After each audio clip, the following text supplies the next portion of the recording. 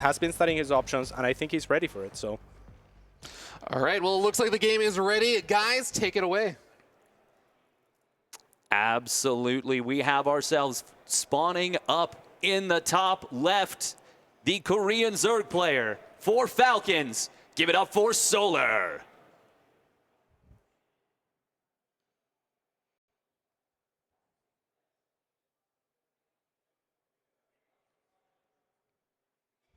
and his opponent in the bottom right-hand side of the map for Team Vitality, it is Zoun.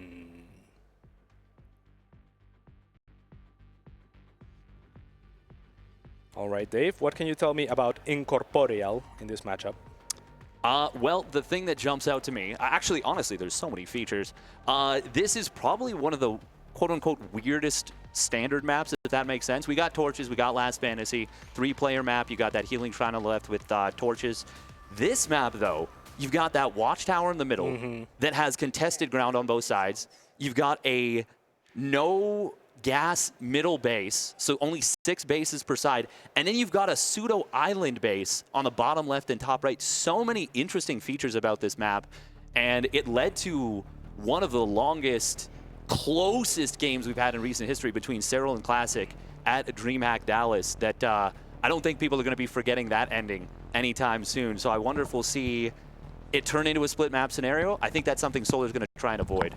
Yeah, absolutely. How do you feel about that middle base, however? Like, I feel like it's a very difficult base to take, especially with the Watchtower. I love the Watchtower on this map, but a gasless base, it kind of feels like a last resource should the game go to complete endgame.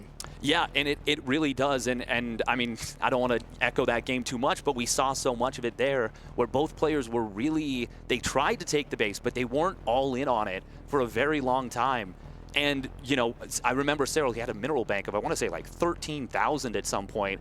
But ultimately, it did actually come down to not having enough minerals at the end. If he has, you know, another 500, even like maybe even a little bit less minerals, I think he might win that game in the base trade. There's a lot of things that could have gone differently, but ultimately, even though we think a map might go a certain way, it can always end up changing differently throughout the game. That's the beauty of StarCraft. Even though there are so many similarities to each game, there's also just so many differences. Speaking of which, we see a pylon block at the third base. Yeah, I think a little bit of a mistake by Solar in revealing the drone as early as he did there, knowing that the probe was around being chased by his Zerglings. So I feel like he should have held on the drone, and then he wouldn't have gotten pylon blocked, because if the probe doesn't see the drone, it has really much less of a reason to start patrolling around there. But ultimately, it's fine. Yeah, no, that one, you're looking for your opponent, you're looking to catch them only building 2 lings, and then with only 2 lings, only 1 drone, you don't have the DPS to take down the pylon before the Adept arrives, and then the game gets super messy for the Zerg. You feel awful about that. Fortunately for Soli, he had built the safety set of 4 lings total, so he was okay with that. But it was one of those checking moments. Did you do this? Did you do the responsible play? And Solar, he did. So, you know, it's ultimately not a big deal. Yeah, very interestingly also for Zoun actually opening with a Phoenix before going into the Oracle production, so he's going to be able to get a little bit of map control up in the air, kind of negate any vision from Solar. Solar still gets to see that there is an Oracle, and even the pathing that Oracle is taken. So now that Zoun knows that, I wonder if he will reroute the Oracle to hit from a different angle or just commit to this one. Yeah, that's a really intriguing thing. It looks like he wants to try and skirt the Watchtower and maybe do what you were talking about, but a set of Lings does see that Oracle coming, so he should be prepared in the main base as long as he's paying attention. And Solar is an incredibly fast player, but little opening. Yeah, we'll get a drone for his troubles. Quick reaction from Solar to make sure that he didn't lose anything in the natural, but it actually maybe ends up hurting him a little bit. However, it's mostly marginal advantages here that Zoun is gaining, and this Oracle was a little bit later than normal as well. Second one is now out, and you oohed, Dave, so tell me what that's about. That is a very fast layer. That is a, not some kind of, you know, we skipped Ling speed layer, but that is a, it feels like there might be a tech-based attack coming based on this. There's obviously still, you know, paths to be revealed, but I think a lot of the powerful timings for Zerg these days come off of that like 430 layer, give or take. Yeah, absolutely. I mean, it could be a timing, or it could be that he's anticipating something like mass adepts, right, with glaives or something like that. There's 4 out on the map right now, and there is a Forge as well as the Twilight Council out for Zoun. Will not get, or will he get the deny? He almost commits for that. That was very dangerous on both ends. Yeah, that was nerves of steel right there out of Solar. Just not feeling like he was going to lose that, and he was correct about that. A lot of adepts here. 4 being shown initially. It's actually 7. This is something I feel like Showtime loves to do quite a bit. You've seen very conservative play with these adepts so far, but the Lings are out of position. He might shade with this. Uh-oh. This is going to be a lot of damage. That is a lot of damage indeed. There's an evacuation by Solar, but it is a little too late. And the beautiful thing about this adept is it's actually a blink follow-up. And usually what you want against adepts is those roaches. But against blink stalkers, you actually want more circlings. Yeah, that is true, but this is something really interesting that just happened. We did see Overlord speed produced. We've got a Dropper Lord that was just made, and Solar did something very nice there. He did not show the roaches that he's been building. This is going to be that German taxi that I was alluding to. Queens, get in the Overlord. We're going for a party across the map. Lings, roaches, Ravagers, no roach speed. It's going to be a very committed attack from Solar. And this is a big army supply advantage. Yeah, absolutely. I mean, Zoun only has the 2 oracles, and he's already committed most of the energy. Had he 1 more oracle, maybe it would be enough with the help of the Phoenix to kind of negate this Queens. But as it stands, it looks pretty good for the Queens to actually reign supreme on the air. However, a lot of Lings being sacrificed effectively to the oracles of Zoun. I'm not sure that that was the right call for Solar, who is now going for the 3rd of the Protoss player. He's dropping creep from that Overlord. No blink, no +1 just yet, but it is closing in. Lings have been really cleaned up, but Solar is keeping his foot to the floor. He is not pulling up from this attack. Still some static defenses coming online for Zoun, but the batteries are out of energy at the moment. Yeah, that is a little bit of a problem for Zoun. However, I think a lot of those links that spilled in were a problem for Solar in themselves, because I mean he got so much value out of the Oracle. Zoun did. Beautiful there though. That is 4 shield batteries being depowered right there. We've got a lot of stress from both players. It is going to be probes pulled away from the base. This was starting to look good for Zoun as he held off of that blink, but he just does not have the units, and Solar is unrelenting with this aggression. Yeah, Solar has to be really careful, because once you lose all those Ravagers, which is exactly what Zoun is going for, then the backbone of your army is no longer there, and all of a sudden your Lings are gonna struggle to find the surface area potentially. So you gotta be really careful of your Solar. If you can kill this 3rd base, you are going to be happy, however. He is, but he's droning very early, and he has not yet confirmed the kill. Grosabile will actually catch one of his own creep tumors, unfortunately. He's still got another one, though. So if he can get the kill on this, this is going to be a long time to retake this, because, yeah, look at that. The Robo facility starts up. We still have these Lings getting in, so many coming in out of nowhere, and that is a creep position. Defender's advantage at your opponent's front door. And Solar gets a really great fight at the tail end after killing the Nexus and droning up. Yeah, exactly. The droning up is the beautiful part here. Solar basically anticipates, I have enough already on the way and on the field to get the 3rd, and that's all I want. Then chooses to disengage. Zoun doesn't have that information. Zoun has to anticipate that Solar could be continuing on with the all-in. So it's a beautiful transition for Solar into the economy, but Zoun is wise to it now. As soon as he sees that Solar is retreating, he will drop extra tech with the Templar Archives and try to reestablish his 3rd. Great. Yes, he is, of course, going to take that pocket 3rd here. Obviously, no creep spread there. It would have been amazing if Solar could have sneakily dropped a Queen, but we don't all have 7,000 APM. But what he does have is that Dropper Lord left over from earlier. Queen or Lings are going to get dropped in the main base, and any probe he could grab would be a nice one. But very good defensive setup here from Zoun, utilizing his SimCity very effectively. We are going to see this Blink Stalker trying to survive using that cheeky little, you know, kind of hop across the pond move. But Solar, he's got the kill. Yeah, he's got it indeed. And now Zoun trying to kind of just probe into Solar's side of the map, make sure that Solar has been making units, but maybe he's biting more than he can chew. As Solar didn't just make units, he made a whole lot of units and a lot of Ravagers. So he is looking for the next set of this attack, where he's going to look for another cancel on the 3rd. And I think if he wins this fight and he gets another cancel on the 3rd, it's probably lights out. Zoun knows it, will tap out, and Solar gets a point on the board.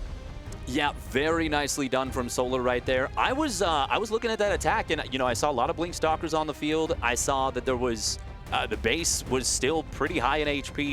Lings were getting cleaned up pretty quickly, and then that shield battery or that pylon went down. and the shield batteries all got depowered. I know they were low on juice, but it was still, that felt like kind of the momentum swing right there, where that attack went from kind of being iffy to very successful. Yeah, absolutely. I mean, I think that Zoun did a lot of things right. I think the attack from Solar was a little bit sloppy, actually, to commit the links in early against the Oracles, because the Oracles were not going to find much utility against the Queen. So if you just hold the links back and wait for the rest of your army to arrive and then use the links, then you can zone out the Oracles better with the Queens, and you have more links and your opponents going Blink Stalkers. I think the biggest problem for Zoun rather there is his build order choice. As beautiful and as cool as it looked, to go into the Adept trick and then go into the Blink Stalkers, that was a beautiful mind game, but it just doesn't account for an all-in like this, right? It's just not the pieces that you want on the board. Yeah, and it's not that it's a bad build, it's that the Adepts didn't find that crucial information in time. If he sees those roaches, if he sees Overlords moving fast because of Overlord speed, if he sees something that gives him an idea that it's going to be this very committed, almost, I don't call it a fake third base, but 48 drones, you only got 2 bases saturation plus a handful extra. It's going to be really, really difficult to hold that, going up to 3 base full saturation, getting all that tech. And yeah, unfortunately for Zoun, he wasn't able to scout it. Great job from Solar denying giving that information away. And ultimately, yeah, it's a great start to this for Solar. Yeah, absolutely. A beautiful job there. And we can see that Minsu's in good spirits there on the camera. He was smiling a little bit. He is kind of sitting very comfortably, as he often does.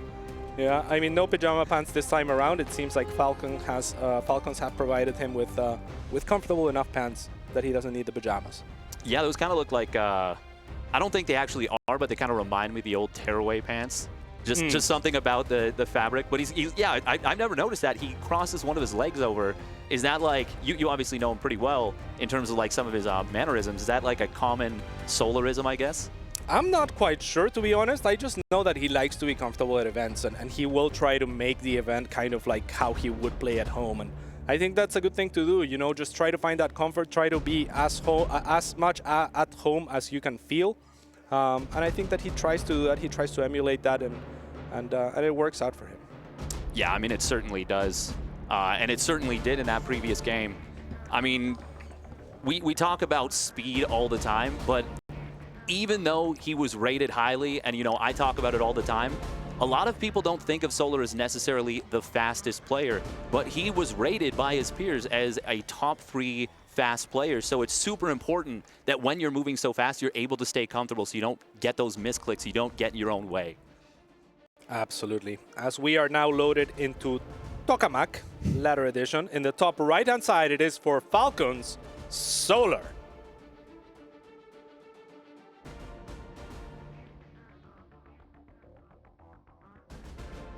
And his opponent spawning down in the bottom left for Vitality. Looking to even the series at 1 apiece, it is Zoun. We'll see if he's able to do that. Not amused he looks. I mean, I wouldn't be feeling too amused after that game 1 if I were Zoun, that's for sure. Like I said, the positioning of the Stalkers was pretty, honestly, pretty great around that 3rd base. He got a lot of link kills early. If he holds that attack, you know, things are looking good. He manages to get up Blink in time, but he just wasn't able to recognize that Artosis pylon and keep it from getting sniped. And it just, that once again, felt like kind of the beginning of the end of that game. Yeah, absolutely. But it really comes down to what you were saying about the scouting and really realizing that the attack was coming earlier, because otherwise he would have had the 2 pylons, right? It's more like, oh my god, I gotta drop the shield batteries right now. I have 1 pylon available. And Solar does manage to snipe it. However, it was even kind of late to where 2 or 3 of the batteries were already very low on energy. Yeah. But it still makes a difference over time for sure. Yeah, and there was a 4th battery finishing up that was not able to contribute, and then a 5th battery, I think. That one might have been powered by another pylon behind it, but regardless, it's still definitely something that kind of lets the air out of the tires too, because then you can't warp in directly onto the fight because the other pylon is off the Nexus. There's no fast warp-ins. Just something that, like you said, it's so much easier to set it up ahead of time instead of having to get in the moment and crisis manage your way when you're, you know, in a super chaotic, high pressure stake situation. That is the beauty of this tournament as well, right? Like the players have so much time to prepare, to study their opponents, to look at their weaknesses, that they are able to put them in into those zones where they're not going to be comfortable. You practice that same game as Zoun 1,000 times, I guarantee you by the second time you're already not doing that, right? You already have 2 pylons on the second try. So really it is about chaos, it really is about surprise, and even at the highest level when you have very little time to process, you will force mistakes. That you will. And this is something kind of interesting right here. Normally we see this 3-1 split with the Lings where one of them goes across the map and, you know, tries to scout in. But he sees what his opponent, like, that there was a small miss micro with the probe. So he pulls that one back that was going across the map to snipe that probe. Very cute little move from Solar. It does cost him 2 Lings ultimately. I actually think I want to see a cancel on the Shade. I don't know, he's just gonna shade out, but that's a lot of damage. That's what was that, 2 Lings and a drone? Yeah, that's pretty good. That.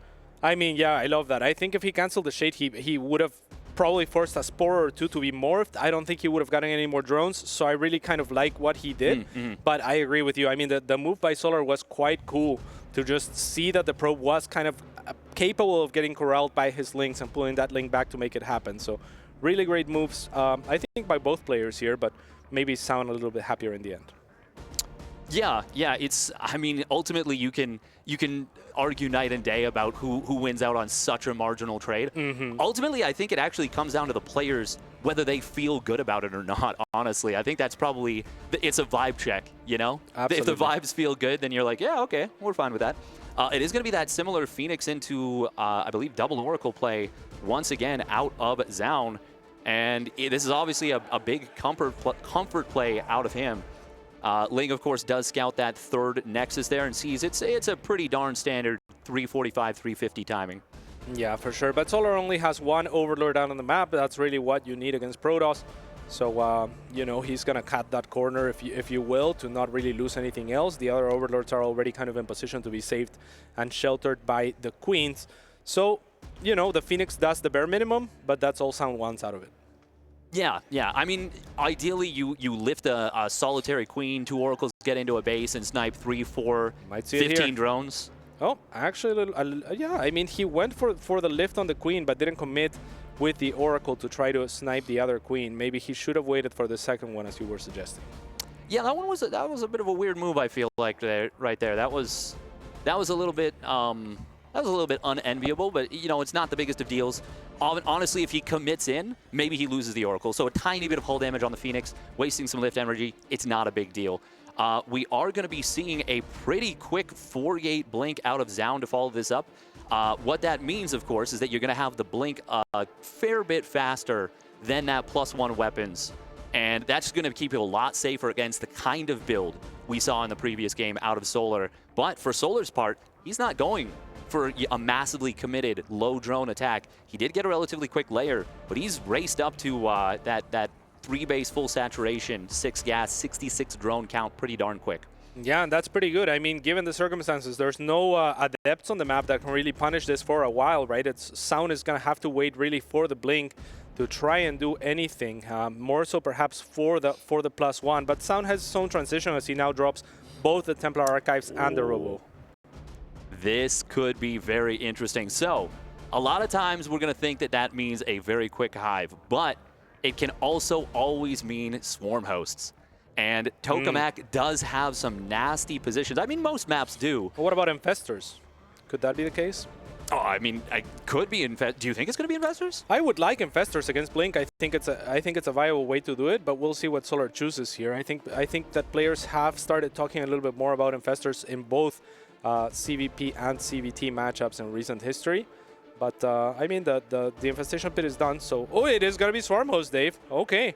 I mean, that's interesting. How do you like this against what Zoun is doing? I like it a lot on paper until it got scouted immediately upon the Infestation Pit's finishing.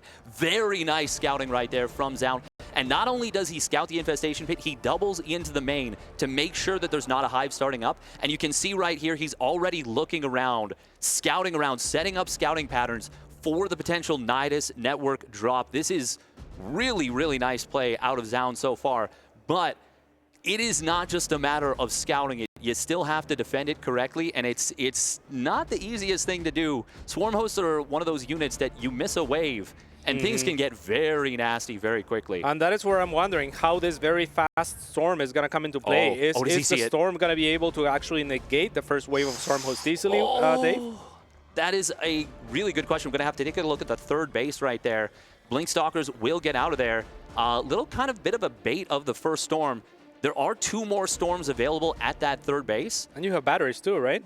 I think so. That's a good question, but this is a lot of DPS very quickly. Stasis wards, that's what I wanted to see. We've got one getting triggered. The other one will get baited out there. Oh, beautiful. He is just going to drop into the mineral line, forces his opponent to storm his own probes, but a very quick pull from Zoun.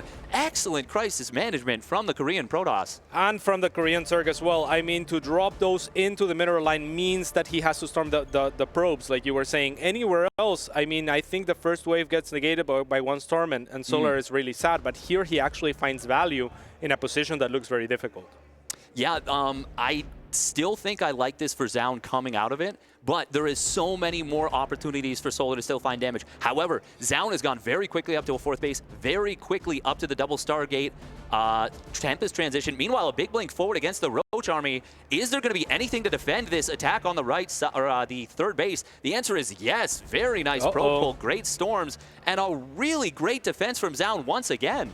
Yeah, and the Roaches are going to get out, luckily for them. But yeah, there's definitely more Stalkers than they can handle right now. So the Vive check goes in favor of Zoun once again. Feedbacks are possible here onto those Queens, should Zoun want to do it. But maybe he wants to just wait for that next set of Locusts. Yeah, I think that would be the better value play. Because, I mean, the Queens, wherever the Queens are, the Oracles can just go to the other side. And I love this, what he's doing right here. He focuses that Nidus network. The attempt from Solar to really pick Zoun apart is getting kind of blocked at every turn. I just got to give massive props to Zoun for this defense. And once the Tempests are out, I mean, the tech disparity is going to be a little bit harsh. We do have that Hive done. It is going to be a Lurker transition behind this, and we've seen Solar going up to a decent worker count. But 4-base versus 4-base, I'm not a fan of this for the Zerg player. Absolutely not, especially when you have so much of the supply tied to the Swarm host, and kind of the window to really be as effective as they can be has closed a little bit, right? So, I mean, that's not the kind of unit that you ever want to trade either, because, you know, you shouldn't have to. So it's kind of an awkward position where your army is going to be pretty small, you have a lot of supply tied to Swarm host, and they're already kind of countered. Yeah, it's definitely awkward's a great way to put it. Now we do have on a very aggressive blink forward here, going to be able to snipe 2 Lurkers. Beautiful. Really heads up play from Zoun there, and he's going to get away with this scot-free. That was an expertly picked pocket right there. Absolutely, and Zoun, I mean, looking better and better. Now the Spire goes down for Solar, but like you said, the tech is definitely lagging behind. Solar is trying to make something happen with the army that he has, seeing if he can trade effectively one way or another, but I mean, as Zoun reaches his 200 supply mark, things are going to get more and more difficult. Yeah, and that was another really nice move right there with the blink forward. That is the 5th Lurker that these Blink Stalkers have sniped. They are kind of popping off for Zoun here. Solar is maxed out. He's moving in on the left side, does force out some storms, but those storms get some pretty darn good value.